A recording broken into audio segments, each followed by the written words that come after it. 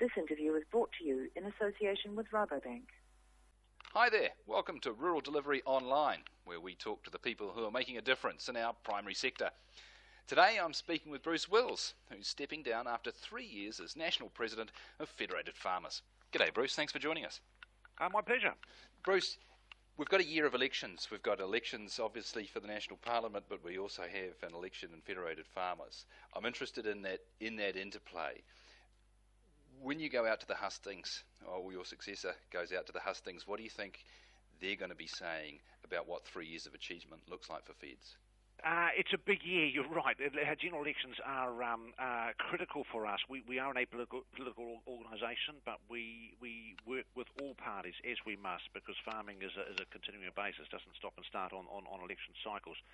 We have been, I guess, well supported from the current government. They've supported agriculture well. They've been positive about agricultural growth. Certainly in my 3 years, we've developed some pretty strong relationships with current ministers. So that's something that we have to ensure continues whoever takes power after whenever the Prime Minister calls the election later on this year. So, big year for Feds on because of the general election, and of course, bigger even still that it coincides with the change of not only a national president for Federated Farmers. I've got 2 other board members moving on, and of course, importantly, as chief executive, that's going to make a change as well. So exciting change, something that we plan consciously, this whole succession and change it with governments pretty closely. So my hope it'll be a smooth and uninterrupted transfer between the leaderships.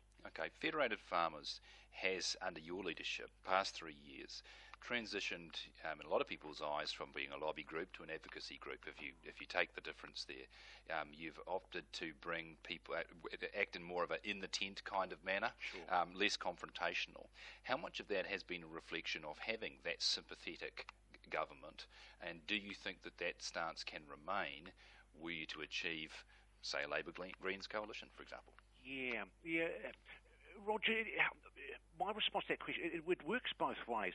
Certainly, and perhaps if I can just preface this question a little bit by just going back to almost 3 years ago when I stood up in front of Federated Farmers, our National Council, to put my hand up to take on this role. And I stood and I made clear there was 3 key things that I wanted to focus on, I guess, to make a difference. And the first one was a more collaborative approach to our advocacy. The second was a more open and honest discussion about the environmental impacts that farming had on our countryside. And the third was to be more inclusive of the rest of New Zealand. And just exploring those 3 in very quick detail, it was, I guess, in my experience, it's some of the past approaches from Federated Farmers, and I'm not going to say they were right or wrong. I guess you've got to read these situations and act where you think you can get the best results. But we had been, I think many people called it combative a little bit in the past, and in my experience, working with people positively and constructively got us better outcomes for farmers and farming in New Zealand than going into rooms and beating people up and jumping up and down. So it's as I said to a number of people, the issues are the same today as they have been for many, many years. And I guess what I chose to do, and I've been well supported in this change by my board, is just to take a different approach, a different style to the way we conducted that advocacy. And I'm happy to report that it has produced overwhelming evidence that it is the right approach in the current environment.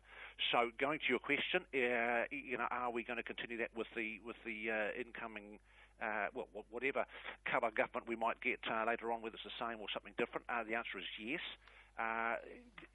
There will be occasions, no doubt, where certain governments put policies in place that we think are absolutely the wrong thing to do, and it may be that somewhere down the track we again see farmers marching down Lambton Quay. But my preference is to do this stuff constructively, behind closed doors, where we can deal with the facts, the science of issues, not get carried away with the emotion, because I think that's a distraction from most of the outcomes we're trying to achieve. So my hope is and I think, perhaps just to give a quick analogy on that one. I know when I first took the role, talking to a reporter about the same sort of question, I guess I said to him that I, before taking this role as national president, had the view that perhaps Federated Farmers hadn't quite realised that we'd moved from a first past the post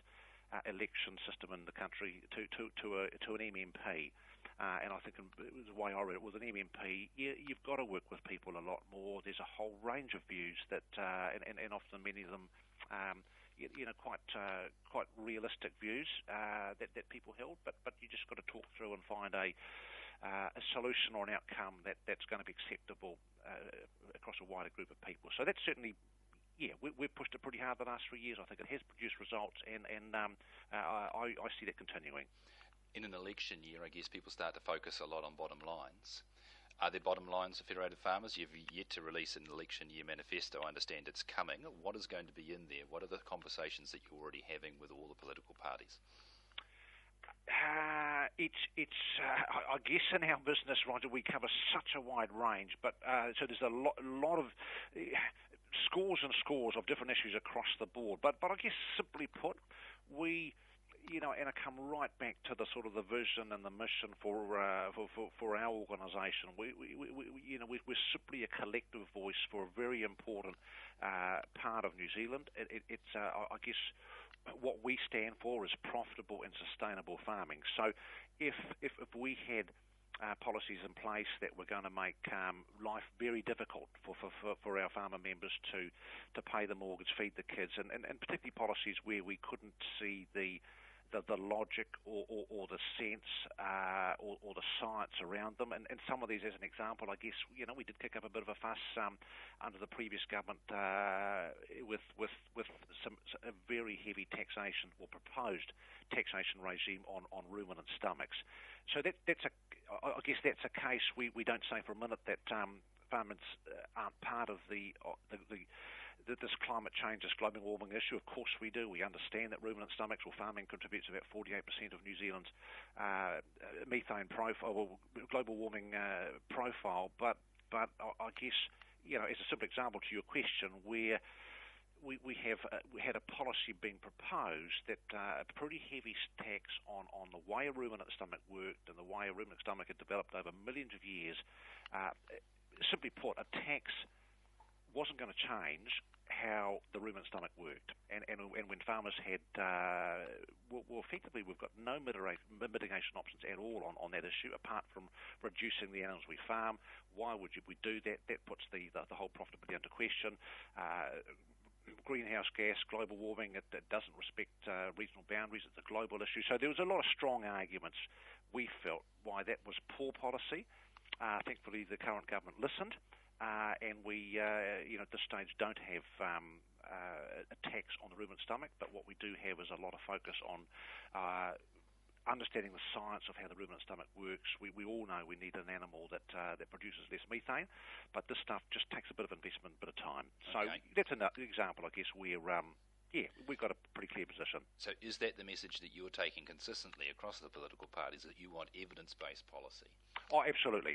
That stands the test of time. It stands scrutiny. So we talk a lot about having well-informed debate, and I guess the current one, which if we had 3 hours, we could talk about the water issue. It's massive in detail, but again, that's a particular one where there's still a lot of science being needed on water. Again, we know that we've all got to make a better effort with it. But I tell you what, science is going to solve a lot of our issues, not just in agriculture, but across society. So we're very keen advocates to have well-informed, science-based, facts-based policy positions. And I think that you can carry the logic of those sorts of conversations much better when you've got all those aspects that help form that debate. Speaking of water, Fed's management of that as an issue has come a long way in the last 2 or 3 years, and has across the entire primary sector. We've got a much more mature conversation going on now.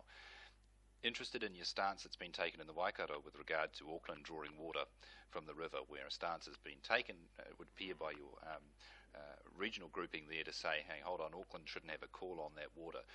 I think we all agree that managing water at a catchment level makes sense, but we've got to manage our economy at a national level.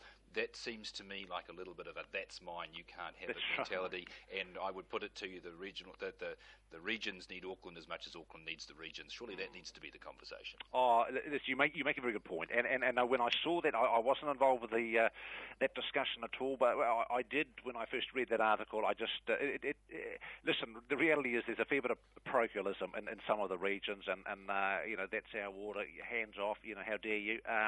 But you're absolutely right, and I guess coming back to the early discussion we had with the way that I prefer that the Federated Farmers team works through this issue is that it's not about putting up the barricades and just taking entrenched positions. It's about looking at what the issue is, look at the wider implications. And you're exactly right. Auckland is absolutely critical to society, and we couldn't have a successful dairy business, let's say, in the Waikato without the services and the infrastructure that Auckland supports. So you're right. All the debates around water, we're heavily involved with them every day. They're complex and they're delicate, and it's picking up your terminology too, which I agree with, is that one of the great satisfactions I've seen over my 3 years in the president's role is a far more, in my view, intelligent, informed, and mature debate about water right across society. And I guess certainly what I've tried to bring to the organisation is not a blame game. That's, I think, where we had got a bit stuck some years ago. It was a bit of abuse had come to the dairy sector, and we'd, in particular, I guess, in the farming thing, and we'd point the finger at urban and say, well, you guys have got your sewage plants, and to me that was getting us nowhere. So it's about putting up our hand, which I think we've done pretty well in the farming sector, and said, listen, we do have an impact. Of course we do. Hey, we've got to do the stuff better than we have. We understand with all the conversions, the pressure's building. So it's ongoing. So I hope that the Auckland Waikato debate, listen, I think that was just as I say, a parochial call, a first reaction, but we've got to talk through this thing far more sensibly. Okay, now looking to the future, Bruce, you're going to step down. For the first time in a while, we've probably got a lot more clarity as to who's going to fill your shoes. Can you just tell us a little bit how that process will work? Yeah, sure. I have a vice president, of course, William Ralston. Normally in Federated Farmers, that's very much the process that you work through, vice president through to national president. But we do. We do, as farmers do, I think we enjoy a lot of transparency and democracy. So certainly there'll be a vote taken on 3rd of July at our AGM. It's fully expected that the Vice President will come through. I guess we upset the apple cart 3 years ago when there was 4 contenders, and that was the biggest a contest that there'd been for many, many years for the leadership of Federated Farmers, and to me that's great. Choice is useful for our members, but it looks like at this early stage that William's well known. He's been very supportive on the board. He's been a great vice president to me, and I would be very surprised to see him not in this role come AGM and beyond. I once heard Al Gore and George Bush discussing what it felt like to leave the White House and what they missed in terms of not getting onto Air Force One and no longer seeing the Secret Service in the rear vision mirror. Right. In terms of the stresses of the job, things that might have kept you awake at night, do you think that's going to change as you step down?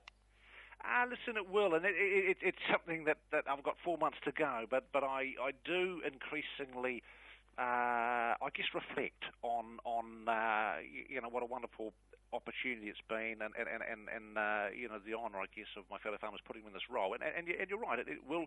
I'm increasingly wondering how things will change when I walk away from the AGM on the 3rd of July. It is a big job. It is a 7-day-a-week job. The phone and the email sort of go pretty constantly, but and it is a buzz, and I'm going to be looking at my phone probably a few times in the 4+ months, wondering why it's not ringing, checking the batteries. It's does nobody want to talk to me anymore? But I'm sure that as always happens, that I've got a farm to go back to. I've got another couple of organisations I'm involved with, and I'm looking forward to other opportunities. I think it's it'll be come July, it'll be 6 years for me on the board. I think that's well long enough. We've got a very keen, capable team following along behind me that will do an absolute superb job. So I think it's healthy, and it's been a privilege to be in this role. Good stuff. Look, Bruce, thank you very much for talking to us today, and over the last 6 years for talking with us on the program a number of times. Wish you all the very best for the future. Thank you very much, and listen, it has been an absolute pleasure to be involved in farming beyond the farm gate. So all the best, and we'll continue to watch your program with interest. Thanks, Bruce. Bye-bye. This interview was brought to you in association with Rabobank.